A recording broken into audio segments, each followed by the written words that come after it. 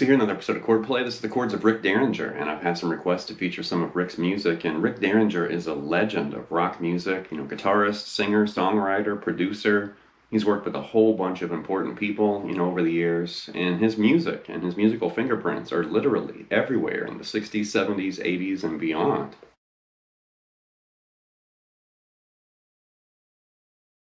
So I don't know how your brain operates, but I know for me, I kind of group certain guitarists and bands, like in my brain, and I group them together, even if they haven't worked together or there really isn't any connecting, tissues or whatever between the players. And for some reason in my brain, I just kind of lump these players together. And, Rick Derringer is one of those players. I kind of associate him, at least where I file him in my brain, I kind of put him with like Ronnie Montrose and Pat Travers and some of those players. And here's an image with some of those important 70s rock guitarists that, definitely blew up in the 70s, and they were very respected in that decade. But it does seem like after Van Halen hit the scene in the late 70s, and the 70s moved into the 80s, some of these players just kind of disappeared, or their shining star kind of dimmed a little bit after, the shift from the 70s to the 80s.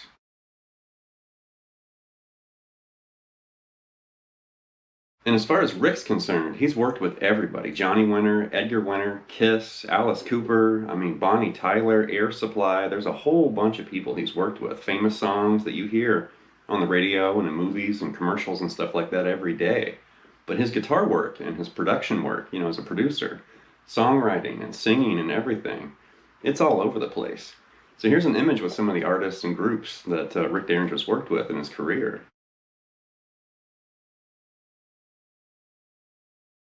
And then when you really start digging around and noticing all the different things that he played, like the song Eat It by Weird Al, the parody of the song Beat It by Michael Jackson. But Eat It has a guitar solo that's kind of a tribute or a mimic of Eddie's famous solo from Beat It. But guess who played that guitar solo in Eat It? That's right, Rick Derringer. He worked with a whole bunch of different people. He's on the WWF album, the WrestleMania album or whatever that was. Just a whole bunch of random stuff. So here's a bunch of albums that feature Rick Derringer's guitar, playing and production work and stuff like that.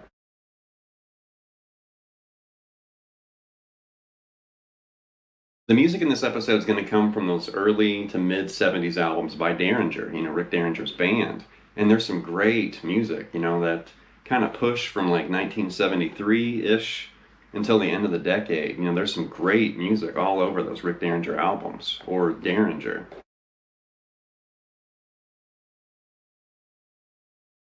With the opening, that's Rock and Roll Hoochie Coo from the All-American Boy album, a classic song. And if you're curious, there is a version of this from 1976 from Van Halen back in their club days. Just do a search on YouTube for Van Halen Rock and Roll Hoochie Coo and check that out. Eddie kind of reworked the song a little bit, but it's definitely the same tune. But this is something like this. Right?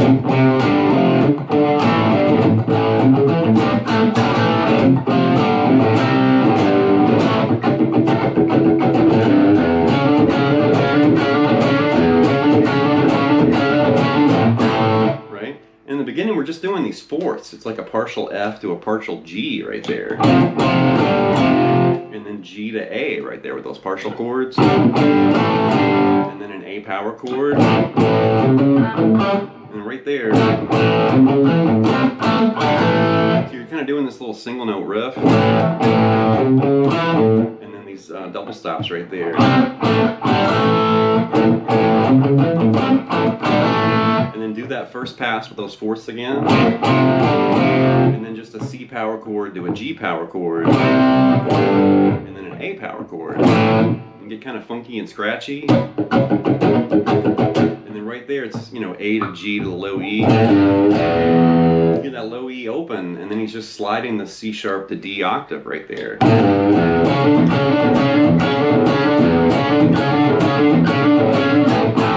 And there's a second guitar part behind that. So there's guitar one.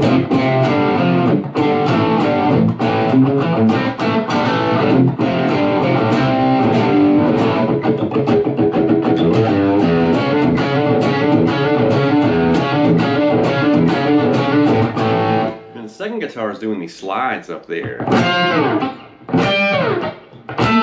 And it mimics that lick right here. It's up there. And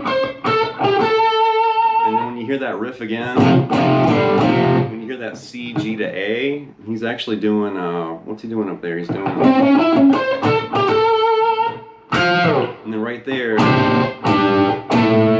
it's like a little piece of C right there, and then it's a little piece of G and a little piece of A5 way up there. And that's played with that first guitar part. So it's kind of missing that when you only hear one. But you can definitely get by with just that first guitar like that.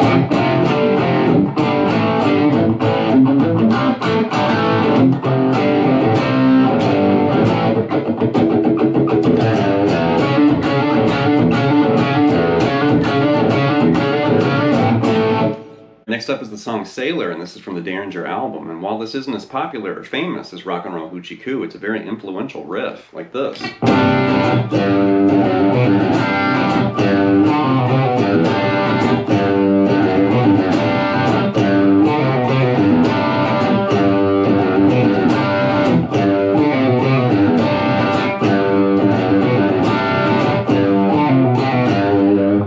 A C sus2 right here, and you're just banging on that, and you're kind of moving down to this implied G. It's really just the single G right there, but you're still hearing like some of the ringing strings from that C sus2. Like that. Just barely kind of creeping in there, and then you hear this. So that's G, F sharp, G, B, G, F sharp, that little kind of finger twisting single note riff. So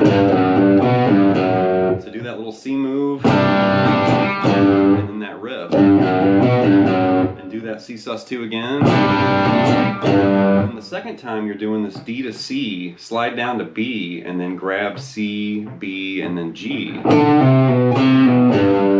that. So you put all that together.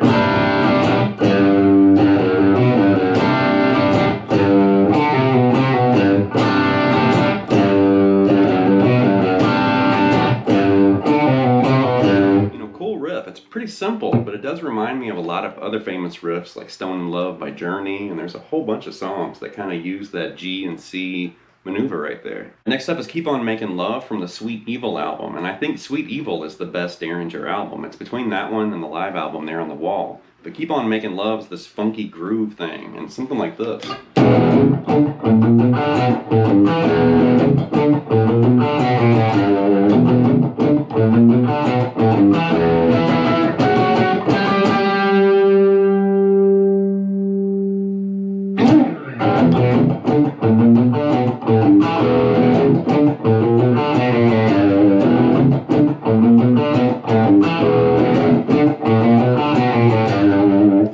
Cool, and you're basically hitting this E5 to an E6 to an E7 right there. And then you've got this E blues kind of riff. So you're basically starting with that open A. And then basically do that first riff. And then right here you're going to basically go all the way up and then back down, E blues. Grab that G. So right there. Do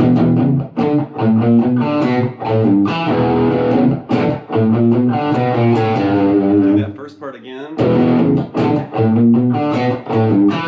And right there it's an E octave to an F sharp octave to a G octave, and everybody's hitting that. The drums, the bass, the guitar. Let it ring for a minute and then go right back to that riff.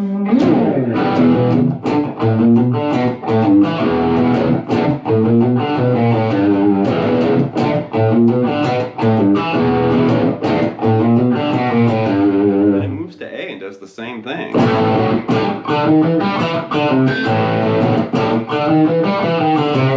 Back to E.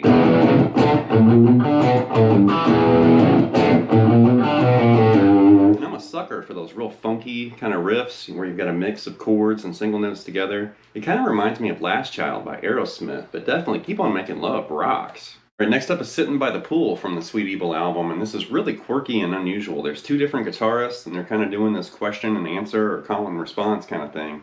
But it's something like this.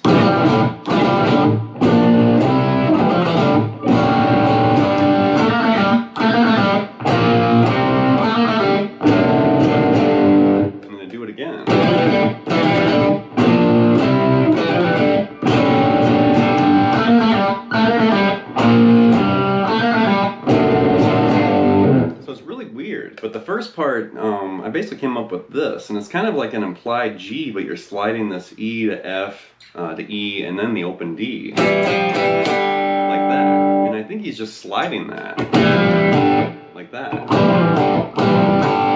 And then you basically have this B flat 6 right here, and you're moving that up to C major, as far as the chords.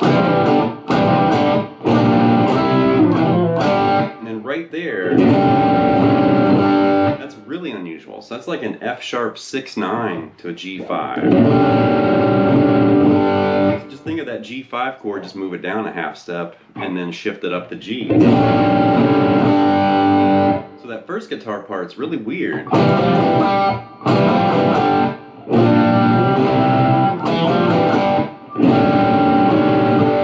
And then the second guitar has a different tone, and it's doing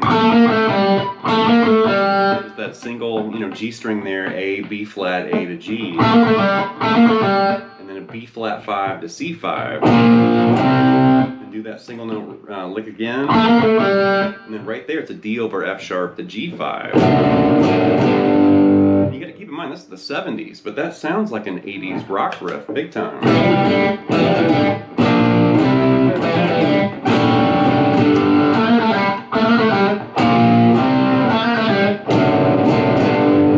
Next up is Loosen Your Grip from the Derringer album, and it's the slow and kind of easy guitar part, but the chord just keeps mutating, like the initial chord that's introduced in the beginning. It just keeps changing and mutating, and you can use all of your fret hand fingers and turn it into like a workout. Something like this.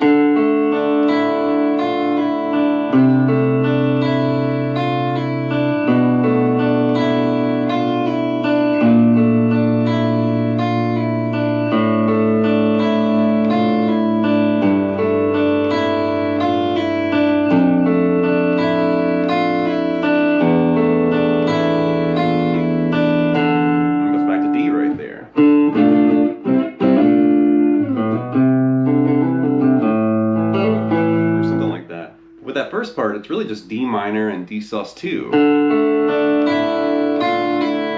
right? And then you hear the root note change to C, and that would be an implied C6/9 sus4 if you thought of that. And he keeps, kind of adding that F to E move right there, like the D minor to the sus2, and then with the C root, right? And change that C root to a B. B minor 7 flat 5 right there, and then change the B to B flat, and that's an implied B flat major 7. Then change that B flat to an A. D minor over A, I guess, right there. You could also think of that as an A flat 6 sus4. Then grab this G right there, and that's a G7 sus2 implied. Grab the F root note right there, and you got to reconfigure your fingers, and that's an implied F6. And then, basically open up that low E string, and that's an E7 sus4 flat 9. But I find that really interesting, and I like working on guitar parts like that, where you're keeping one chord or one fingering, and then you're just changing the root notes and kind of mutate the chord like that.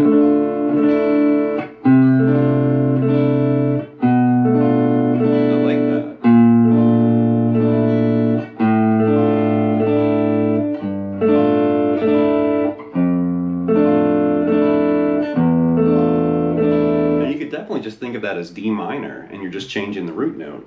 D minor over C, D minor over B, D minor over B flat, D minor over A, D minor over G, D minor over F, and D minor over E.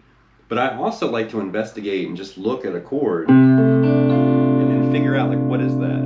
If I think of that as the root, or if I think of this as the root, that B note. And I like that challenge of identifying chords. Aside from the easy way, like, D over A right there, or D minor over A, I also like looking at, the other way. All right, the last example is from the song Let's Make It from the Sweet Evil album, and this is really unusual and quirky, but it's really cool, like this.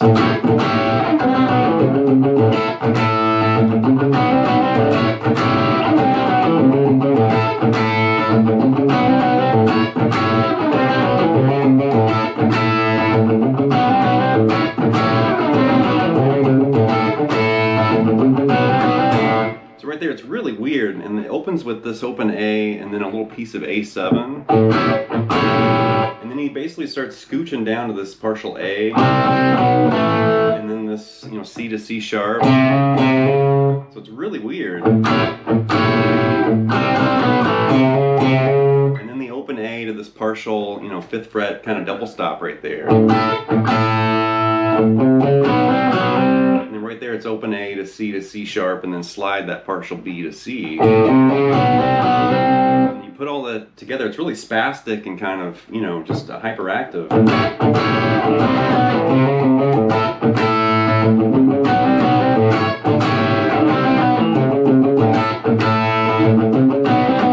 But I really like riffs like that. It's a challenge, but it's really cool.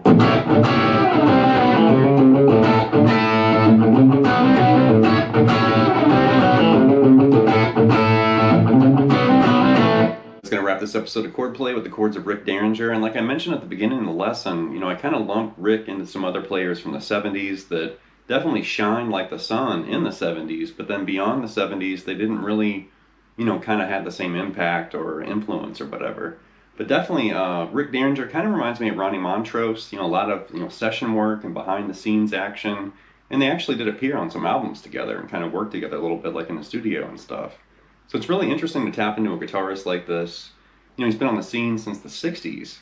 Hang On Sloopy and, you know, the Winter Brothers and all these different things he's done. It's really impressive when you notice, like, all of the work and the impact and the influence and those musical fingerprints. You know, they're everywhere with somebody like Rick Derringer, a legend of the guitar and music and everything. So anyway, leave some feedback and comments. Please subscribe to Night Lessons, and I'll be back before you know it with more content and material. Thank you.